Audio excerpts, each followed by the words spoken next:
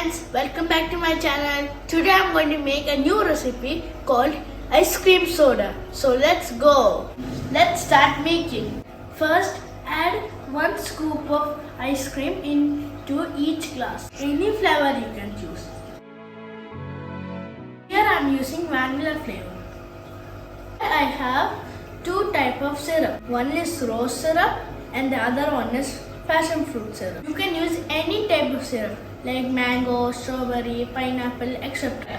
Now we can add 1 syrup in 1 cup. This is 2 tablespoons rose syrup. To another glass, 2 tablespoons of passion fruit syrup. Then 2 tablespoons of chilled milk in each glass. Now let's add the soda.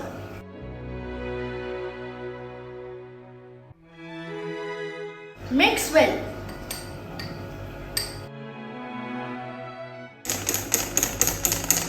See, now it's mixed well. Finally, we can add the ice cream scoop in the top of the glass.